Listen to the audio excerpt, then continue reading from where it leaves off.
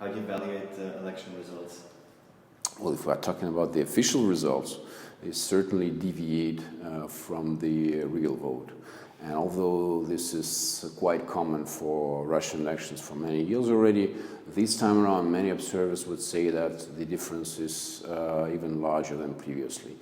This, I think, has to be checked and validated, but there's certainly a huge divergence between the official outcomes and what we understand was the real vote. Well, thanks to the Russian political system and huge experience of fraud, we probably have the best electoral statisticians in the world.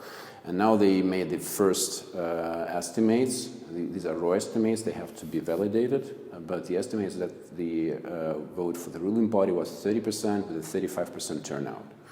So the rest, which is probably twice as much as this amount, the rest is probably fraud. It could be a little bit more than this estimate. It's probably a conservative estimate, but I think those numbers are reliable. I mean, you can trust them. They corroborate with the other numbers we saw before the elections and also with the tendencies observed during these elections. It was a huge protest vote. And do you think smart voting had an impact on the election results? Definitely, in two ways. First of all, it promoted the idea of consolidation and cooperation for the protest vote. And it kind of brought together the forces which used to be very antagonistic. The parties from the parliament and the political forces which had no political representation previously. So this kind of coalition emerging now. And this idea of protest coalition was built in two ways. In a direct way, with smart voting just recommending people whom to vote for, but also in an indirect way, precisely for bringing forth the idea that we have to unite around the candidate who's the strongest. Because the very idea of smart voting actually appeared, it was not coined by Alexei Navalny.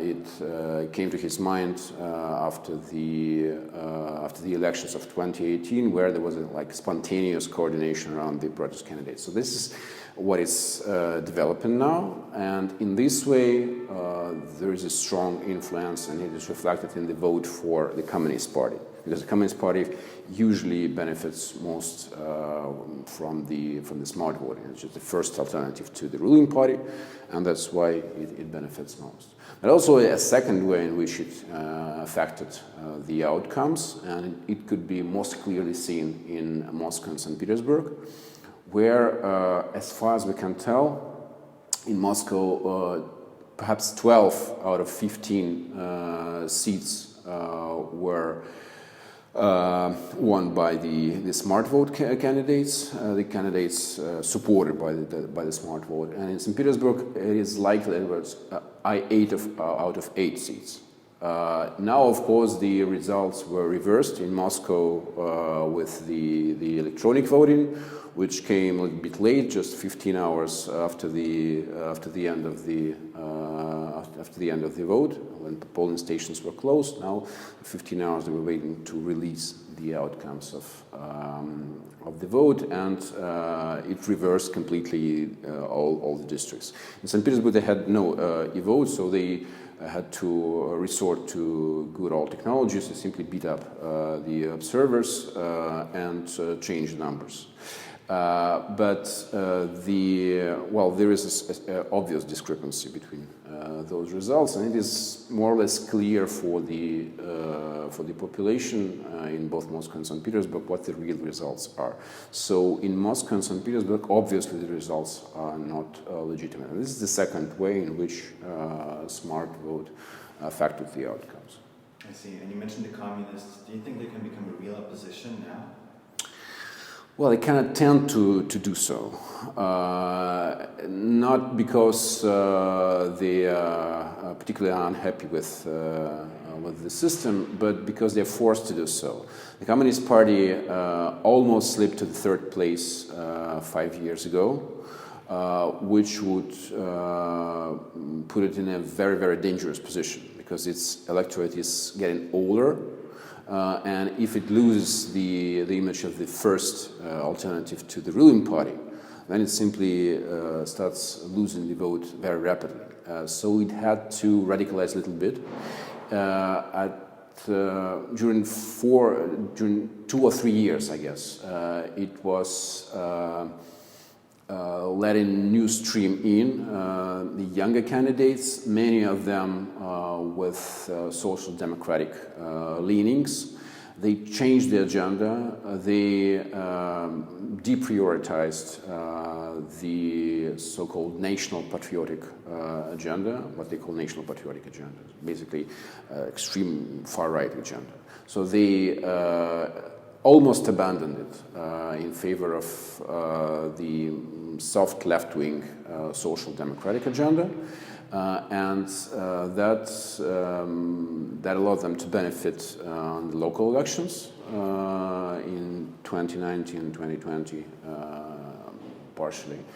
But now we see that also helped them in 2021. They're cleared in the second place, although they were robbed of